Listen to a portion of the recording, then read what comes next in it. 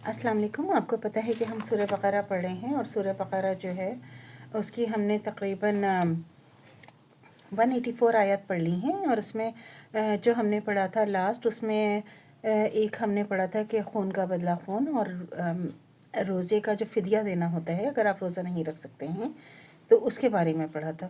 ابھی ہم کنٹینیو کریں گے 185 سے. روزوں کا مہینہ ایسا مبارک مہینہ ہے جس میں قرآن مجید اول اترا تھا، جو لوگوں کے لیے ہدایت ہے، جس میں ہدایت کی کھلی کھلی نشانیاں ہیں، اور جو حق و باطل میں فرق کر دیتا ہے. جو اس مہینے میں تم میں موجود ہو اس کو چاہیے کہ اس مہینے کے پورے روزے رکھے. جو بیمار ہو یا سفر میں ہو تو دوسرے دنوں میں پورے کرے. اللہ تو تمہارے لیے آسانی کر دیتا ہے اور سختی نہیں چاہتا، تاکہ تم اپنی گنتی پوری کر لو اس ہدایت پر کہ اللہ کبریائی اور عظمت کو یاد کرو اور شکر گزار بندے بنو. 185.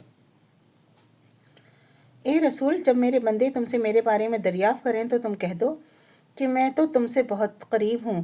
میں تو دعا مانگنے والے کی دعا قبول کرتا ہوں. جبکہ وہ دعا کرے تو وہ بھی میرے حکم کو مانیں اور عمل کریں اور مجھ پر پورا یقین کریں، تاکہ وہ نیک اور راستہ پائیں.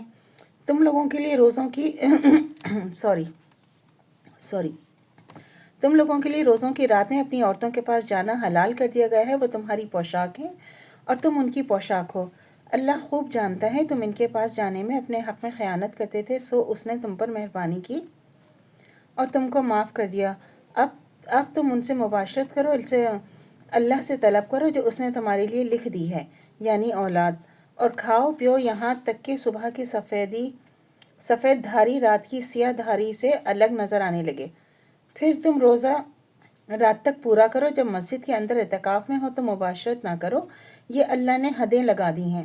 ان کے قریب نہ جانا. اسی طرح اللہ اپنی آیات صاف صاف بیان کرتا ہے تاکہ لوگ اللہ سے ڈریں. 187. ایک دوسرے کا مال ناحق نہ کھایا کرو. اس کے حاکموں کے پاس پہنچاؤ کہ ناجائز طور پر لوگوں کے مال کا کوئی حصہ کھا جاؤ اور تم کو علم بھی ہو. 188. اے نبی صلی اللہ علیہ وآلہ وسلم، چاند کے بارے میں یہ تم سے دریافت کرتے ہیں، یہ گھٹتا بڑھتا کیوں ہے؟ تم کہہ دو کہ لوگوں کے کاموں کے اوقات اور حج وغیرہ کی تاریخیں معلوم کرنے کا ایک ذریعہ ہے، اور نیکی یہ نہیں ہے کہ تم احرام کی حالت میں گھروں میں پیچھے سے آؤ، بلکہ نیکی تو یہ ہے کہ کوئی شخص حرام سے بچے اور گھروں میں ان کے دروازوں سے آیا کرو، اور تم اللہ سے ڈرتے رہا کرو تاکہ تم فلاح پاؤ. 189. اور تم اللہ کے راستے میں ان سے لڑو جو تم سے لڑتے ہیں، مگر زیادتی نہ کرنا.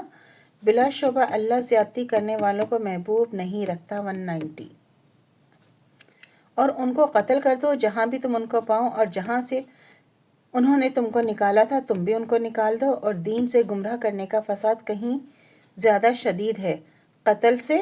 جب تک وہ تم سے خانہ کے آس پاس نہ لڑیں تم بھی وہاں ان سے نہ لڑنا. ہاں اگر وہ تم سے وہاں لڑیں تو تم بھی ان کو قتل کر ڈالو. کافروں کی یہی سزا ہے. 191. اللہ سے دعا کرنی چاہیے جو ہمارے ایمان ہے مرتے دم تک قائم و دائم رہے. خاتمہ بالخیر ایمان پر ہو. اجازت دیجیے. اللہ حافظ. میرے چینل کو لائک کیجیے، شیئر کیجیے، سبسکرائب کیجیے. شکریہ.